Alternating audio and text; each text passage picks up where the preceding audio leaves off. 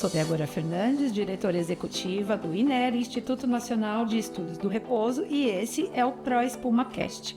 É o podcast que tem como objetivo trazer a você, que nos segue, um pouco mais de conhecimento sobre o ecossistema do sono. Conteúdo direcionado à saúde e bem-estar para que você possa viver melhor, fazendo escolhas conscientes para um sono saudável.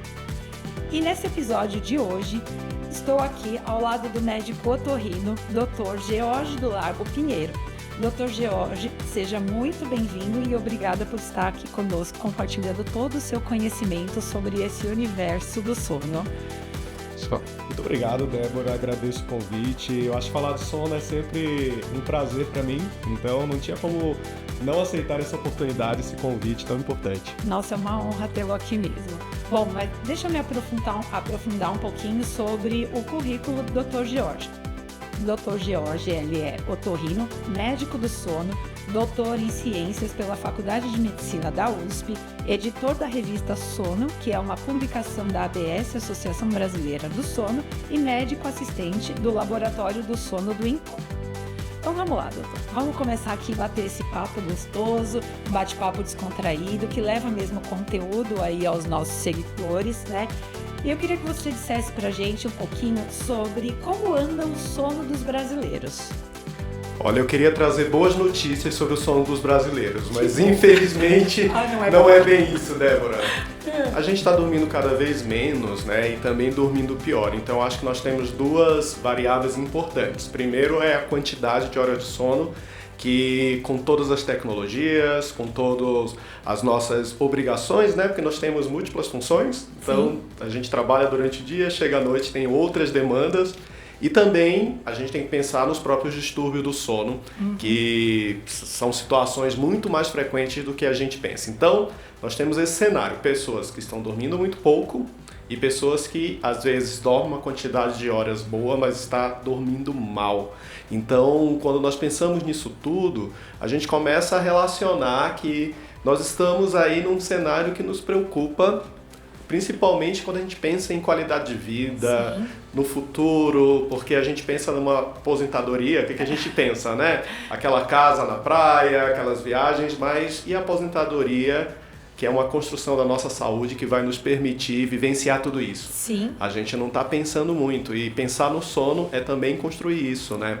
Então, uns estudos recentes mostraram exatamente o quanto que nós estamos dormindo mal, e esse período pós-pandemia, ele, embora houve um controle maior dessa situação, que foi uma tragédia humanitária, mas nós mantivemos alguns hábitos inadequados, né? Então hoje nós temos atividade aí ainda, pessoas tendo home office, e isso trouxe uma certa flexibilidade para os horários de trabalho, mas também as pessoas em casa, elas acordam, elas não têm mais aquela rotina tão rígida. Né? A disciplina, aí deixa para almoçar 4 horas da tarde, quando dá, ou então o trabalho estende muito mais para o período noturno e aí o sono começa a reclamar. Então, o nosso sono realmente está precisando de uma observação, um olhar mais apurado, né, para a gente poder corrigir alguns hábitos e melhorar. Mas a boa notícia, né, diante desse cenário, porque eu estou trazendo aí um cenário preocupante, mas a boa notícia é que nós temos como melhorar muito o nosso sono. E por vezes a gente pode começar isso em casa, né, reavaliando hábitos, rotinas, e com isso a gente consegue dar um direcionamento mais interessante aí para melhorar a qualidade de sono e a qualidade de vida, né? Ótimo, excelente, com certeza. Eu acho que é esse o nosso objetivo, né? Ver o copo cheio e não o copo vazio. Exato. O cenário é de algo preocupante, mas a gente tem a oportunidade de melhorar isso, né? E aí, doutor, o que eu queria te perguntar é o seguinte. Ok, você falou aí, né, da nossa rotina mudou, o período pós-pandemia acarretou aí alguns outros problemas e tudo mais, mas assim, o que de fato acontece com a gente quando a gente dorme horas insuficientes, né? O que acontece a curto, médio e longo prazo? Eu acho que você colocou bem, porque nós temos questões que acontecem a curto prazo, médio e longo prazo. Sim. Então vamos pensar logo a curto prazo, o dia seguinte, o dia imediato, né? Então quando eu durmo mal. Então, assim, primeiro a gente tem que lembrar que o sono tem muitas funções. Uma das funções é consolidação da memória, uma influência importante sobre a nossa atenção. Então, quando a gente lembra, por exemplo, que todo mundo na época dos estudos, faculdade, ou aquela pessoa aí que está fazendo faculdade e fazia o plantão de estudos, né, e diz, não, eu vou virar a noite estudando. Bom, é uma tragédia dupla, anunciada, né? Porque, primeiro, a gente não consegue consolidar aquilo que está sendo estudado, e segundo, a gente tem uma diminuição da nossa concentração. Pra você ter uma ideia, quando a pessoa não dorme bem, ou dorme pouco, que é esse ponto especificamente que a gente está conversando agora, a gente pode ter uma redução da nossa capacidade de concentração e a nossa atenção similar até de uma pessoa embriagada. Então, quantas pessoas, um feriadão aí, que as pessoas pegam o seu carro, acordam 3 horas da manhã, muitas vezes dormiram meia-noite, né? Porque estavam lá preparando malas, pegar aquele feriado prolongado. E aí põe dentro do carro quem? As pessoas que você mais ama, né? Sua família. Exatamente. Aí você vai dentro do carro, dormindo pouco, e o que acontece? Sua atenção está totalmente comprometida. Além do mais, a sua resposta a uma situação de perigo. Então, por exemplo, sabe que o trânsito é uma questão de 2 pessoas, né? Sim, não então, é só você, não né? depende só de mim, depende de quem está Exatamente. dirigindo em volta de mim. Então, às vezes a gente precisa responder a uma situação de perigo de alguém que está em volta. Sim. E aí, quando eu não dormir bem, a minha capacidade de responder isso rápido... A agilidade não Exato, existe. ela é comprometida. Sim. E hoje a gente realmente tem campanhas muito sobre a questão do álcool e volante, que... É ótimo essa campanha reforçando isso, que isso é um perigo enorme, mas o número de acidentes de trânsito por sonolência é tão próximo ao número de acidentes de trânsito por álcool e volante, embriaguez, né? E aí a gente... Cadê a campanha? Se você não dormiu, não dirija. Isso é um ponto importante que a gente quer abordar aqui também, qual é o nível de consciência das pessoas, né? Exato. Mas isso que você falou é em curto prazo, médio e longo prazo. Como que isso acaba impactando na nossa saúde? Exatamente. Então, quando a gente fala a médio e longo prazo, precisamos lembrar que o sono, ele é um investimento na minha saúde, é o melhor investimento que você faz, né? Então, a gente fala do exercício físico, fala da alimentação saudável, que são ótimos, pontos importantes, mas o sono é o terceiro pilar. Então, quando a gente fala, por exemplo, de dormir pouco, a gente tem um sistema no nosso sistema nervoso central que se chama sistema linfático. Né, um nome diferentão, mas a função dele é nos limpar de todas as impurezas que o nosso corpo vai acumulando no sistema nervoso central, no nosso cérebro. Então, quando esse sistema linfático, que ele é ativado durante o sono, não funciona bem, o que acontece? A gente tem um risco aumentado, principalmente para doenças que nós chamamos de neurodegenerativas. Por exemplo, Parkinson, Alzheimer, são doenças que vão aparecer quando? Lá na fase dos idosos, quando a gente chega assim lá depois dos 65, 70 anos. Então, às vezes a gente está ali dormindo pouco e acha, não, tá tudo bem, eu não sinto nada, eu estou adaptado. Não, porque no meu dia eu não percebo nenhum comprometimento disso. Mas aí o cérebro começa a reclamar e vai mostrar alterações lá na frente. Quando às vezes já é difícil a gente não estabelecer mais esse quadro de saúde mais complicado. E também nós precisamos lembrar das doenças cardiovasculares, né? Aí vem pressão alta, arritmia e também as metabólicas, alteração na glicemia, no colesterol. Isso tudo tem uma correlação de como eu estou dormindo. Sim. Isso tudo é acionado por esse sistema linfático que você falou. No caso, o sistema linfático está mais relacionado às doenças neurodegenerativas, né? Mas o sono, ele regula todas essas funções. Por exemplo, o apetite da gente é regulado pelo sono. Então, imagina, só lembrar, um dia que você, por acaso, não dormiu, seja o motivo que for, no dia seguinte você quer comer uma saladinha? Não, você quer uma pizza, uma Coca-Cola no plantão, quem trabalha à noite, né? Isso se deve muito porque mexe com 2 substâncias importantes que regulam o nosso apetite e a saciedade. Então, o apetite é regulado por uma substância chamada grelina e a saciedade é a leptina. Então, se eu não durmo bem, eu desbalanço completamente essa função. E aí o que acontece? Eu vou querer, e isso os estudos mostram claramente, isso não tem dúvida, que a nossa preferência alimentar, ela pode ter uma relação direta com a minha qualidade de sono. Então, por exemplo, se eu durmo pouco, ou durmo mal, eu tenho uma tendência a querer alimentos que tenham uma caloria mais fácil. E esses alimentos com caloria fácil, geralmente não são os saudáveis, são os ultraprocessados, são os industrializados. É o que tem mais gordura, mais açúcar. E agora a gente está nesse novo momento aí da indústria, né, que precisa estar vindo pontuando quando tem um alto teor em açúcar ou em gorduras saturadas, tudo isso. Então, a gente precisa aproveitar esse contexto de um olhar mais global que a gente está tendo para olhar para o sono, né? Sim. E também a gente precisa lembrar que essas doenças metabólicas, essas doenças cardiovasculares, muitas vezes nós estamos tratando ali, né? A gente médico está ali tratando uma hipertensão, um diabetes, e a gente nem pergunta sobre o sono, né? Para nossos pacientes. Então, esse olhar é bem importante. É verdade. E aí, assim, isso tudo que você trouxe aqui são consequências que vêm a médio e longo prazo, essas doenças, né, cardíacas, pressão alta e tudo mais, que elas vão vindo ao longo aí da vida até chegar na fase, não é terceira idade, mas na fase idosa, né, que a gente fala, com esses problemas degenerativos.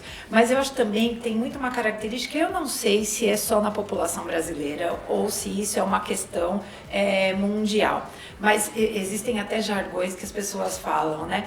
Não, gente, vamos fazer as coisas, deixa pra dormir quando morrer, porque quando morrer a gente vai dormir pro resto da vida, né? E aí a gente tem a sensação, a história da procrastinação do sono, né, doutor?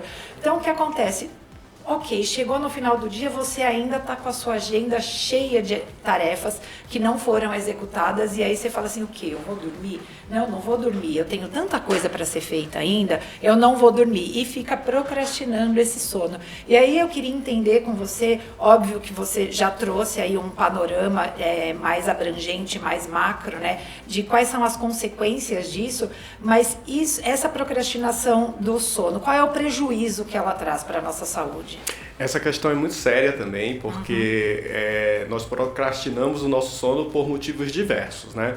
Então, às vezes, por exemplo, nós temos uma mãe que tem um bebê, ela precisa acordar muitas vezes para amamentar essa criança, mas às vezes nós procrastinamos porque a gente quer maratonar aquela série, né? Sim. Então, tá todo mundo assistindo, então eu quero lá maratonar. Mas, na verdade, nós precisamos entender que o sono, ele é um compromisso que eu tenho com o meu corpo. Então, e muitas pessoas acham que o sono é um desligar do corpo também. E aí, quando eu penso que nada funciona quando eu estou dormindo, parece que eu posso esticar um pouquinho o tempo que eu estou acordado. Porque se nada acontece, é melhor eu aproveitar esse tempo. Aí vem todas essas frases aí, né? Olha, quando você dormir, você dorme, quando você morrer, você dorme, né? Sim. Ou então quando você...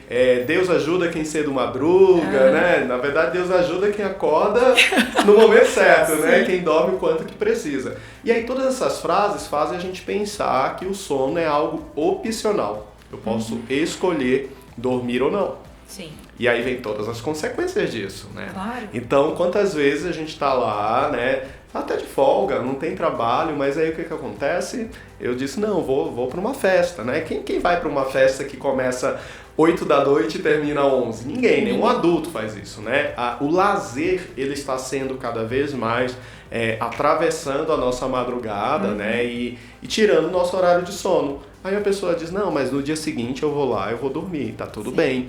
Não é a mesma coisa. O sono durante o dia, que você por algum motivo não dormiu à noite, na verdade é um sono de redução de danos, mas não é o mesmo funcionamento. É como se eu tivesse uma viagem marcada e eu perdi o voo. Sim. Eu posso até pegar um próximo voo, mas eu não vou chegar no horário que eu combinei com o meu compromisso, claro. Eu não vou ter toda a mesma agenda. Então, assim, quando eu estou dormindo, tem 1 milhão de funções acontecendo. Se eu perco esse horário do sono, Sim. Então eu estou perdendo o funcionamento de muitos órgãos que são exclusivamente ativados durante o período do sono. Então, quando você perguntou que consequências a gente tem, né? Então, nós estamos aí lidando com doenças que hoje elas estão muito mais exuberantes ou mais fáceis de ser observadas, porque a população está envelhecendo. Sim. Então, há 150 anos atrás, as pessoas viviam 45, 50 anos. A expectativa de vida aumentou. Exato. E aí, se a expectativa de vida aumenta, algumas doenças começam a aparecer mais. Então, hoje nós temos o Alzheimer, que são as síndromes demenciais. Sim. Nós temos doenças cardiovasculares.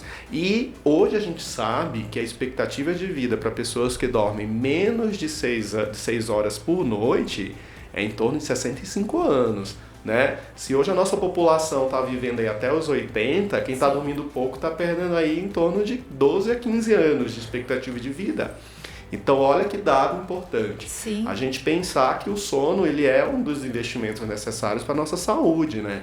Então, vamos dormir, gente. Claro. Vamos dormir e dormir bem, né? Doutor, e esse é um gancho muito interessante, porque aí quem está aqui nos ouvindo deve ter acabado de ouvir o doutor dizendo isso e pensou assim, ok, então eu vou balancear o meu sono, eu vou sair, durmo 4 horas por noite, e depois eu durmo 12 horas. E aí a minha próxima pergunta é exatamente sobre isso. É possível repor o sono perdido? Então, as pessoas acham que é como se a gente tivesse uma poupança de sono, né? Eu vou investir meu sono lá e na hora que eu precisar eu vou recuperar. Não tem isso, gente. O que tem é um processo de redução de danos, na verdade. Então, por exemplo, é lógico que se eu dormir muito pouco, seja o motivo que for, se eu tirar um cochilo ou dormir prolongadamente durante o dia, eu vou me sentir melhor. Sim. Mas eu estou reduzindo um dano que eu já gerei na noite anterior. Então é importante pensar assim, porque a gente começa a valorizar o horário que tem para dormir. Então, se por exemplo fosse outra função do nosso corpo, se fosse comer, por exemplo, né? Você fica quantas horas sem comer? Pulando refeição. Mas o sono a gente pula, né? A gente pula. Imagina se eu tô com a bexiga cheia, preciso ir ao banheiro. Quanto tempo você vai segurar isso?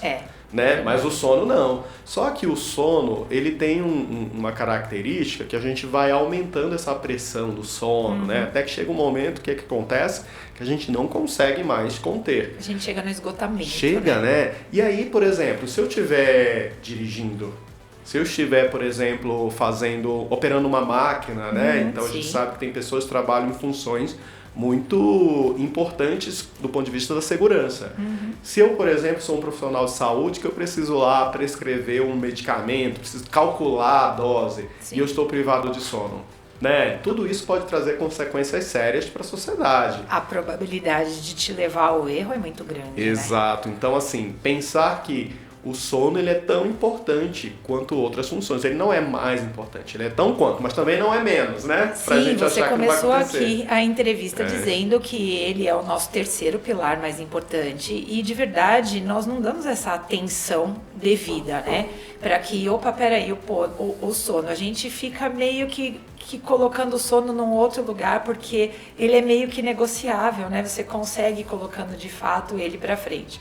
E aí, doutora, assim, você falou muito aqui sobre as consequências de não dormir bem e tudo mais. Aí, eu queria que você falasse um pouquinho aqui pra gente que antes das consequências, a gente passa por um processo que é identificar os distúrbios, porque não é que você não dormiu e aí você vai ter a consequência. Sim, você vai ter uma consequência, mas no meio do caminho, aqui no sanduíche, existem os distúrbios que são ocasionados pela falta de sono. E aí eu queria que você contasse um pouco pra gente quais são os distúrbios do sono mais comuns. Perfeito. Débora, se eu te falar que tem mais de 80 distúrbios do sono, né? A gente não acredita o tanto de coisa. Esses 80 ou mais distúrbios do sono, eles estão distribuídos em 6 grandes grupos, né? Então nós temos, por exemplo, o grupo das insônias, nós temos os grupos dos distúrbios respiratórios do sono, que é a apneia do sono é o principal, o mais frequente deles, e a gente tem outros grupos diversos, assim, que inclui desde distúrbios de comportamento relacionado ao sono, as pessoas que dormem muito, que também dormir muito não significa saúde, pessoas que têm alteração muscular relacionada ao sono e alteração no nosso relógio biológico. Então a gente tem basicamente esses 6 grupos, né? Então o que acontece? Quando a gente fala de distúrbio do sono, nós estamos falando de coisas que acontecem muitas vezes quando nós estamos dormindo. A gente tem uma tendência a lembrar do que acontece quando nós estamos acordados. Então muitas pessoas negam essa informação. Então, por exemplo, quando a gente fala da apneia, né, as pessoas elas realmente negam, né? Então, durante muito tempo, alguns perfis de paciente que a gente percebia essa negativa aí das suspeitas da apneia. Primeiro, os homens negavam muito, não, eu não tenho. Isso é intriga da oposição, né? Ou aquelas pessoas que moravam sozinhas, porque, por exemplo, a apneia, um dos sinais importantes é o ronco, né? Mas hoje, né, com os celulares, os aplicativos, aí as esposas gravam, os maridos gravam, né? Então a gente brinca que é uma prova testemunhal aí do que está acontecendo, né? Então já chegam no consultório, já, olha, você ronca assim, não tem como mentir. Então, quando a gente fala de transtorno do sono, a gente tem diversos. E um dos principais e muito frequentes, que a gente não pode esquecer, se chama privação crônica de sono. Que eu não dormir o que eu necessito. Então imagina, né, se a partir de hoje eu dissesse para você que você só pode tomar 300 ml de água por dia, né? E você vai ter que viver assim. Sim. A gente está fazendo isso com o nosso sono. Doutor, mas deixa eu te fazer uma pergunta. Essa privação do sono, por exemplo, é uma decisão consciente ou é um estado natural que a pessoa não consegue dormir? Boa pergunta. Conheço gente que fala assim, não, eu sou notívago. Não, eu acho que você realmente não tem uma disciplina para poder... Mas quem sou eu para julgar, né? Não sei exatamente, mas como que é essa relação?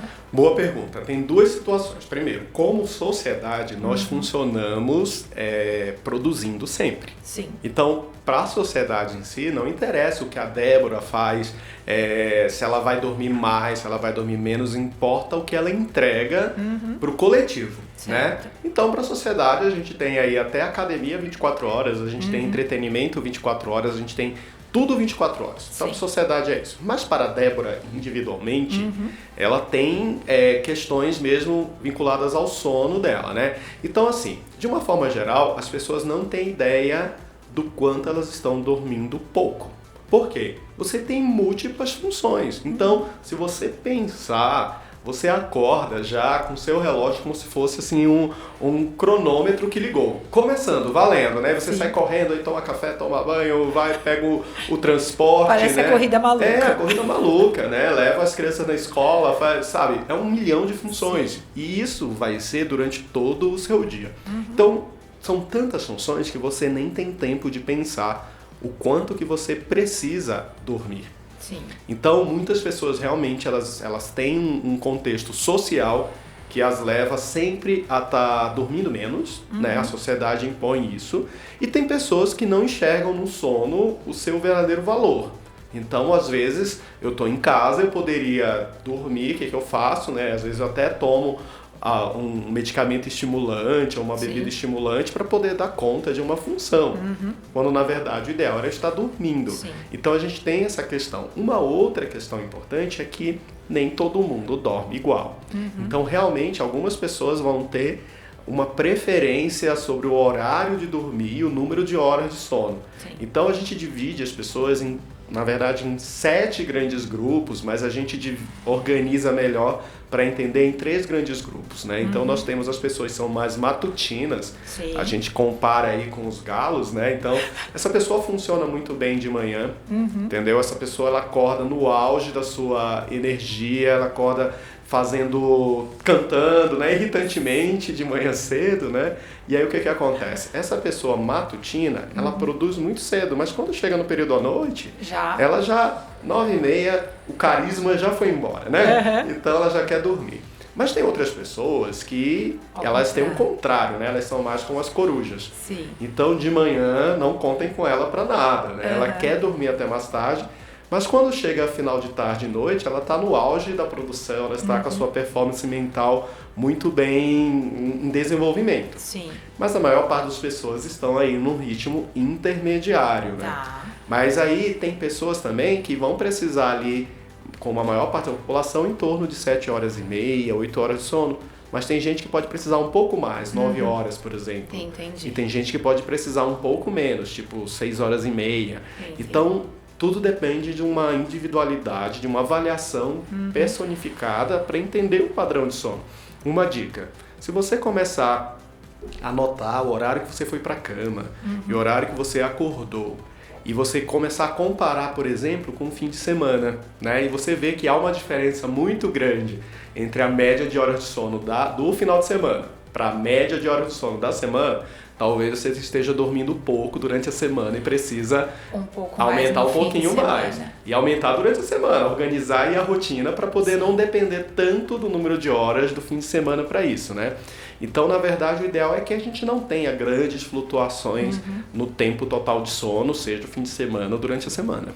Na verdade, é aquilo que a gente começou falando, né? Tem que ter a disciplina para poder ter esse sono. Tem uma individualidade, cada um tem um metabolismo que funciona num horário diferente. Alguns produzem melhor no início da manhã, outros produzem melhor ali do final da tarde para o início da noite. Mas é importante ter uma regularidade no número de horas dormidas diariamente. Mas não se deve trocar o dia pela noite. Não, na verdade você tem que respeitar a necessidade do corpo e a gente tem que ter essa regularidade quanto no número de horas e também no seu horário de sono. Então eu não posso hoje, eu vou dormir 8 da noite, amanhã 10, outro dia 3 horas da manhã e tá tudo bem. Sim. Não, na verdade a gente precisa sinalizar sempre para o nosso cérebro o momento certo. Claro. Né? Assim como eu não como em horários tão divergentes, eu também preciso ter rotina de sono. Maravilha. E aí, doutor, eu acho que é o ponto mais importante de todos. A gente falou, né, sobre quais são os distúrbios do sono e você já percorreu exatamente aquilo que eu queria falar com você aqui, que é as pessoas negligenciam que tem um distúrbio de sono, né? Então, assim, eu mesma conheço algumas pessoas que falam assim: não, eu não ronco nada, isso não pode acarretar em nada. E aí você começa a perceber que essa pessoa tem um problema de pressão arterial, né? Você começa a perceber que tem algumas outras coisas que estão vinculadas. E eu acho que talvez essa consciência maior, né, do que é a importância do sono, e não só a importância do sono para isso, né, para o nosso resultado no dia a dia e tudo mais, mas o que ele acarreta. As pessoas acabam negligenciando e aí falam: eu vou fazer um exame para quê? Só para descobrir que eu ronco? Você se incomoda que eu ronco aqui do teu lado e tudo mais? Então, assim, é importante que a população tenha essa conscientização, que é algo que realmente pode ter um impacto muito sério na sua saúde, né? Então, problemas cardíacos, por exemplo, eu durmo mal, imagina que eu vou ter um ataque cardíaco por causa do sono. Sim, você pode ter, mas existe essa negligência. E aí, eu queria que você falasse um pouco sobre essas campanhas de conscientização do sono. Como que isso tem ajudado, você sente que isso tem ajudado as pessoas a cuidar um pouco mais do sono? Como tem sido a evolução dessas campanhas? Perfeito, porque quando a gente fala de sono, a gente está falando de um conhecimento, em termos de medicina, relativamente novo. A gente, no século passado, passou a conhecer bem melhor como ele acontecia.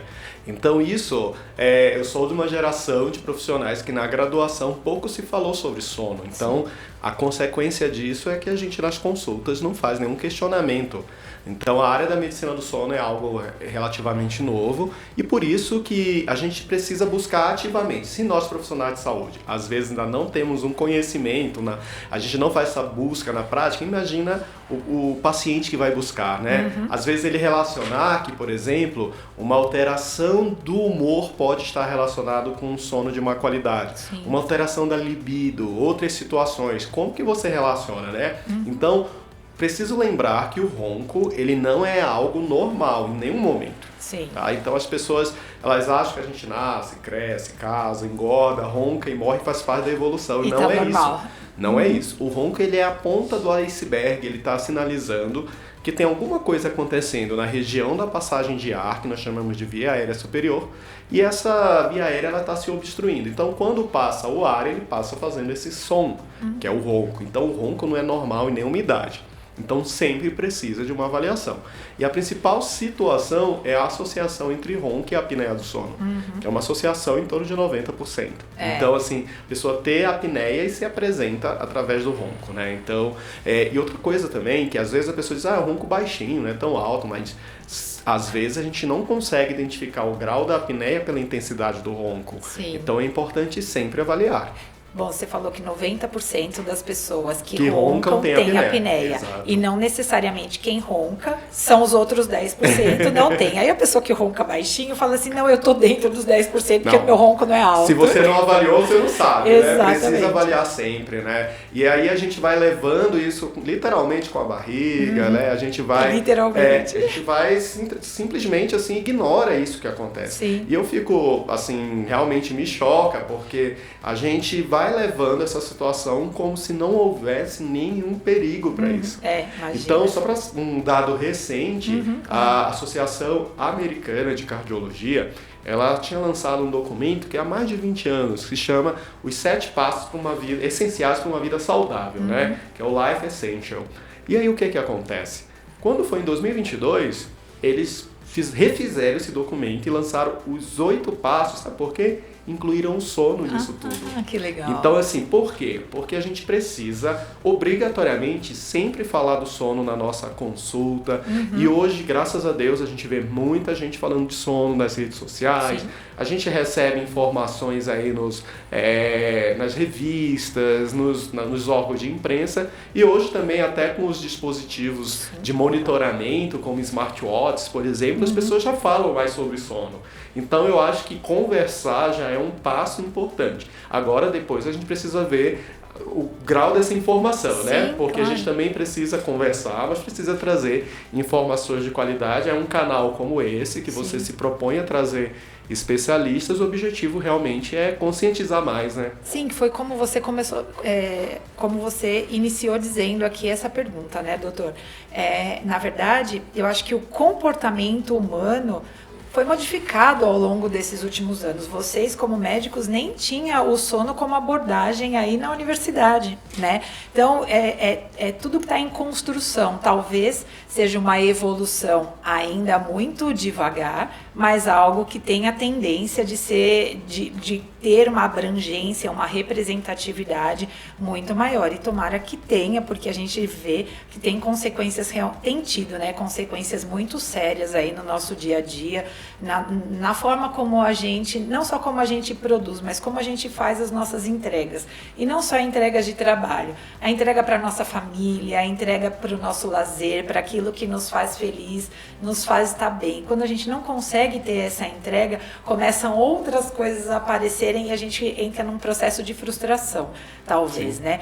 E aí eu queria que você me dissesse o seguinte: qual é o momento de procurar um médico do sono?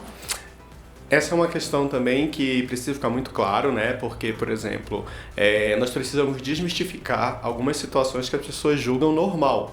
Então as pessoas julgam normal roncar, as pessoas julgam normal ficar sonolento durante o dia, e nada disso é normal. Então, se, por exemplo, você ronca ou convive com alguém que ronca, você deve procurar um médico ou levar essa pessoa até o médico, informar. Se você acorda com a sensação que aquela noite não foi suficiente, o que a gente chama de sono não reparador, também é o momento de avaliar. Outra questão, sonolência durante o dia. Então não é normal a gente ficar bocejando, dormindo fácil, né? Às vezes a pessoa tá ali assistindo TV, tá dormindo rapidamente, tá ali esperando uma consulta médica e já entra no sono. Então isso não é normal, isso é sonolência excessiva.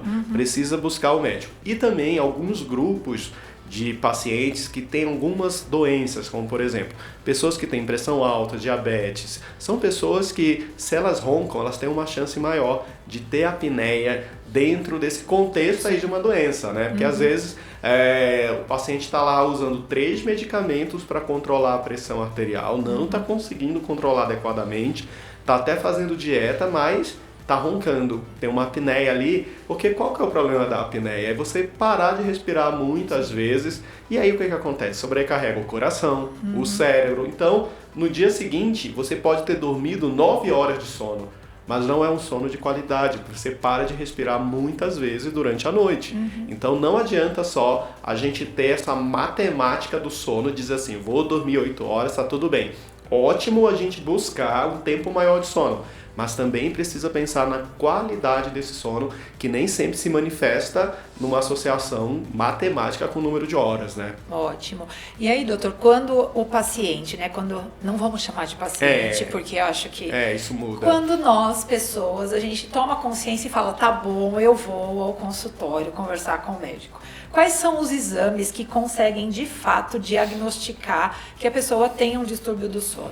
Bom, alguns distúrbios do sono, como por exemplo a insônia, não necessariamente precisa de um exame num primeiro momento. Uma história clínica bem ampla já é suficiente para nos ajudar no diagnóstico, entender. Às vezes a gente pode lançar a mão de um diário do sono e vários outros instrumentos. Mas a gente tem um exame que nós chamamos de polissonografia.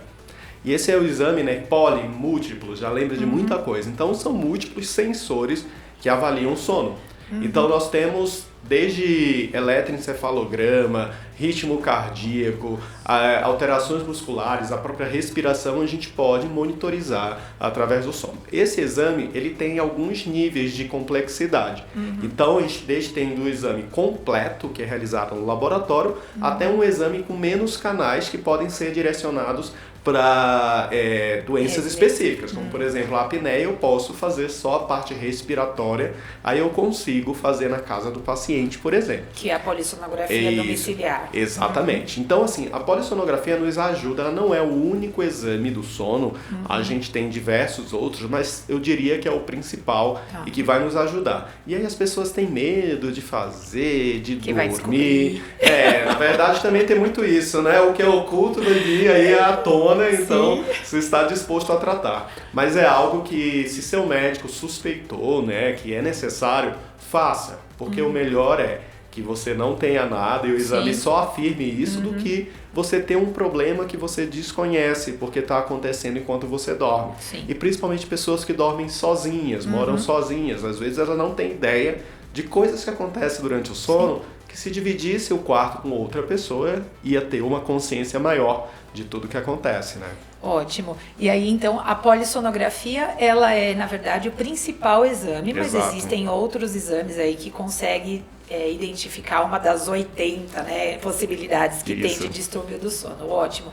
E aí, doutor, ok, a gente já falou bastante sobre comportamento e o que leva a ter um mau sono pelo comportamento e tudo mais, mas existem aí outros fatores que podem atrapalhar a nossa rotina do sono, né? Então, a gente usa muito um termo que é o ecossistema do sono, e nesse ecossistema nós entendemos que existem 3 pilares, né? Então, o tratamento terapêutico, que é sobre tudo isso que você acabou de contar aqui pra gente, que tem que ter uma intervenção médica mesmo, um acompanhamento médico. Tem a mudança de rotina, que a gente entende aí que entra a higiene do sono, e a otimização do ambiente, que é, de uma forma geral, o que a gente aborda aqui no ProEspuma-Cast, né? Sobre a otimização do ambiente, por exemplo, o quarto, quando você olha para o quarto, existem aí fatores que podem atrapalhar também no sono? O quarto é fundamental para o sono, tanto que todos os manuais e todos os guidelines que a gente chama de avaliação de distúrbio do sono, eles falam o seguinte, que na verdade você tem que ter boas condições para o sono. Então, assim, só é distúrbio do sono se você tem boas condições para o sono, para ele acontecer.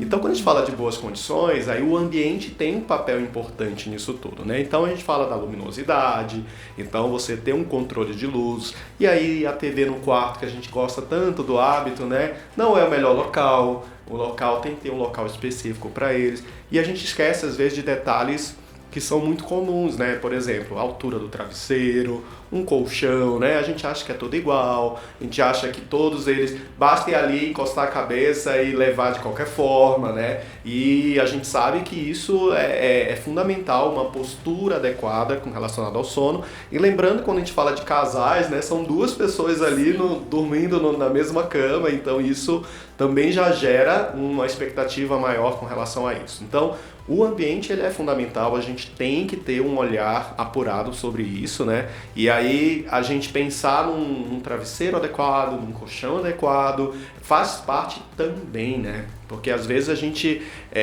olha muito sempre, quando a gente fala de tratamento, a gente pensa automaticamente em remédio. Sim. Mas tratamento é muito maior do que um medicamento. Claro. Medicamento é uma parte, é um capítulo disso, né? Mas aí toda a mudança, seja de hábitos e seja de questões relacionadas ao ambiente, fazem parte também desse tratamento. Sim, com certeza. E aí a gente tem vários fatores aí da otimização do ambiente, como você falou, né? Tem até a temperatura do ambiente. Exato. E uma outra coisa que, de novo, nós tendemos a negligenciar é o colchão. O travesseiro, eu acho que as pessoas até trocam mais. Colchão não, né? Agora o colchão é um pouco mais complicado e é uma coisa que sempre chega até nós, obviamente, porque a gente trata desse tema, né? A otimização do ambiente e os colchões e tudo mais, que é como você comprar o colchão e tudo mais. E foi como você falou, precisa ser algo direcionado, né? E ter essa recomendação. Então, nós do INE temos, né, a tabela de biotipo, que é uma tabela que ela faz a correlação entre o peso e a altura da pessoa. Quando você encontra esse ponto de equilíbrio, tem a densidade específica, né, para o seu colchão. Então, o que acontece muitas vezes das pessoas, elas dormem e não sabem, acha que tem uma apneia, alguma coisa assim, e na verdade ela não tem uma boa condição, como você disse, para dormir, está dormindo num colchão que o conforto dele não é adequado para aquilo que o seu corpo requer, porque é uma escolha também muito individual.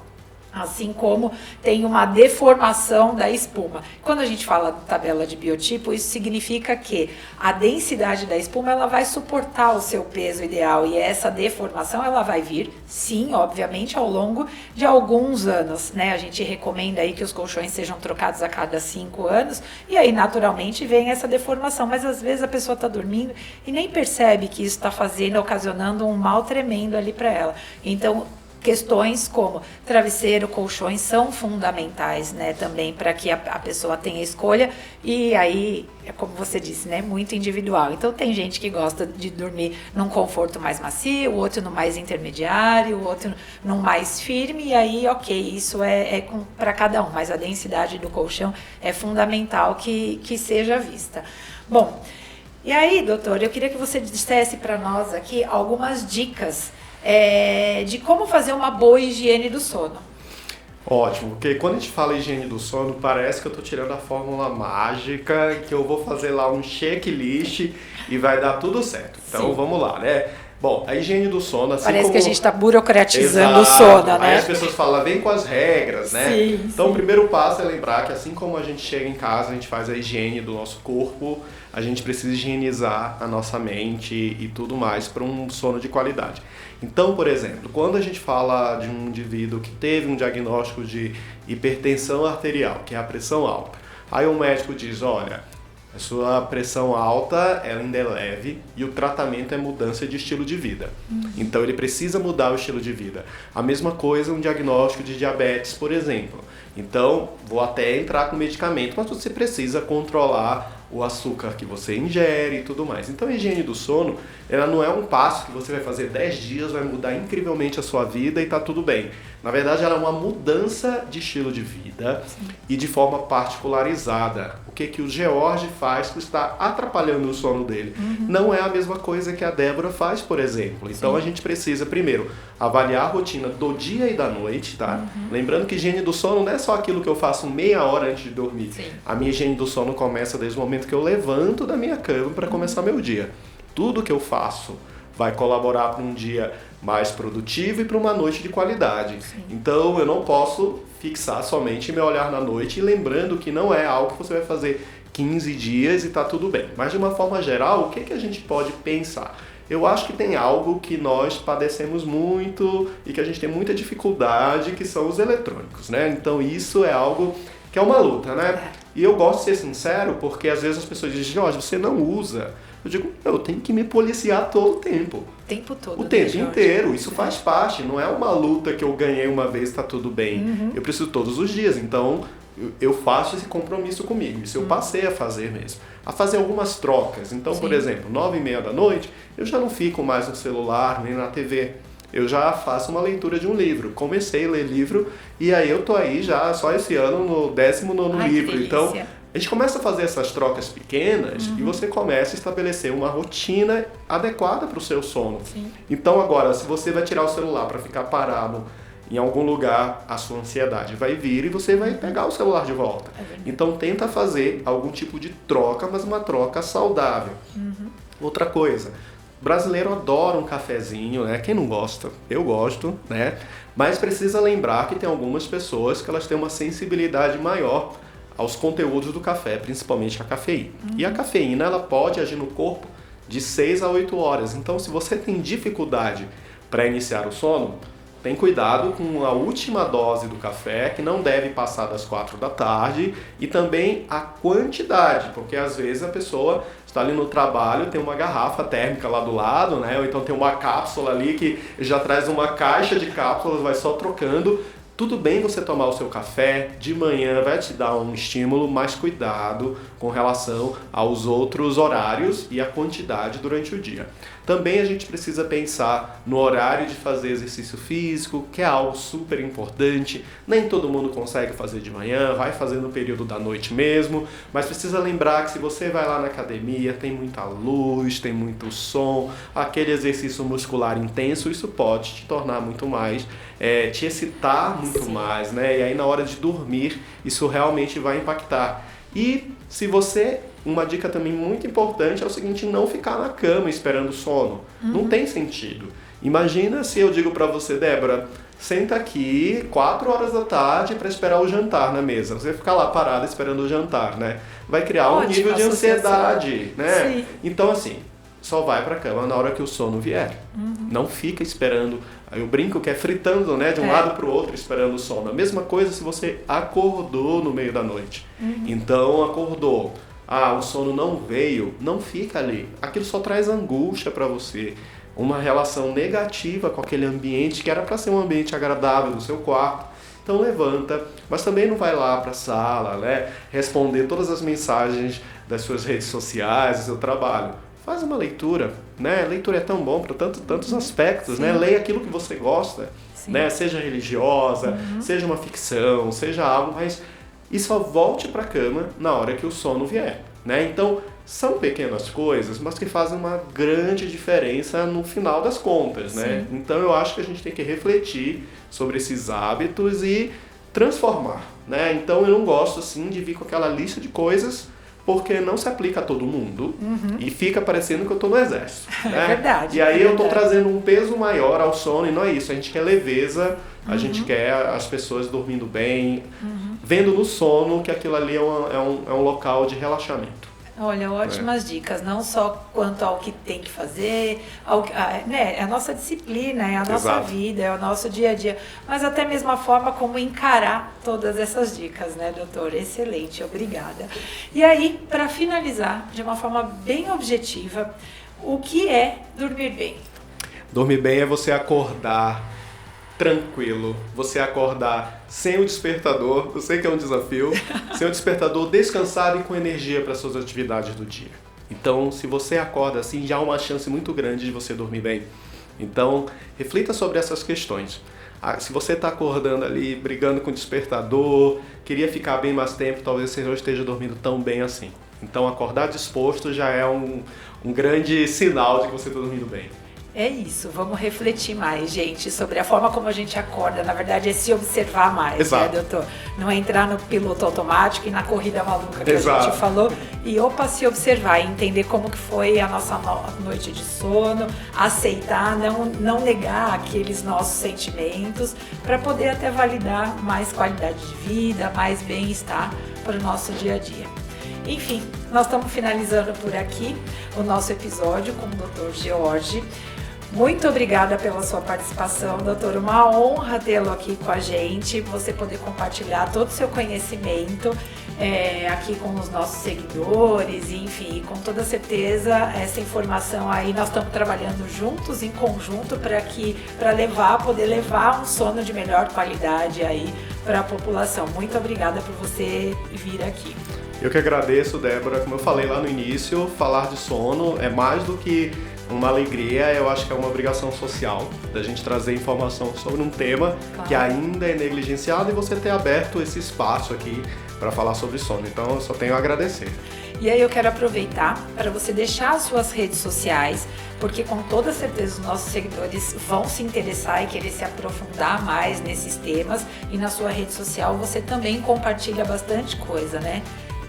Diga pra gente aí qual é o seu perfil. Bom, eu estou lá no Instagram sempre falando de sono, então me acham facilmente, @Dr. George Pinheiro. Pronto, aí você me encontra e a gente tá lá junto compartilhando informações diariamente sobre o sono. Simples assim, né, Simples doutor? assim. Ótimo, excelente, gente. A você que nos acompanhou nesse bate-papo, eu deixo o meu muito obrigada. Lembrando que a cada 15 dias vem um novo episódio no ar nos nossos canais de YouTube e Spotify, que é o @ProEspumaCast. Se você ainda não nos segue, siga-nos no Instagram, que é o @ProEspuma e @InereOficial. Eu sou Débora Fernandes, diretora executiva do INE, e esse foi mais um episódio do ProEspumaCast, uma realização do INE. Esperamos você no próximo episódio. Até lá!